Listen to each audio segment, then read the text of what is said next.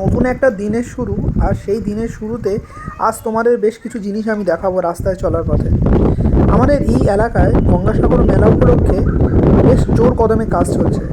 সরকারি পক্ষ থেকে এই যেগুলো দেখতে পাচ্ছ, এইগুলো কিছুদিনের জন্য একটা টেম্পোরারিভাবে লাইটিং ব্যবস্থা করে দিয়েছে, যাতে যারা বাইরে থেকে বেড়াতে আসবে তারা এখানে শৌচালয় বা শৌচাগারগুলো ব্যবহার করতে পারে। বেশ ভালো ব্যবস্থা করছে। তোমাদের এই চলার পথে আরও বেশ কিছু জিনিস আমি দেখাবো, তোমরা দেখলে বেশ অবাকই হবে। খুব সুন্দর একটা পরিবেশের মধ্যে দিয়ে আমি যাই।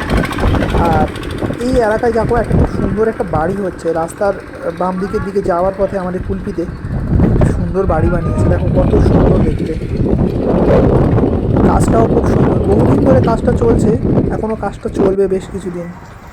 পুরোটা কমপ্লিট হয়ে গেলে খুব সুন্দর লাগবে আশা করি। আর তোমাদের কেমন লেগেছে এটা দেখে এটা কমেন্ট করে আমাকে জানিও সবাই।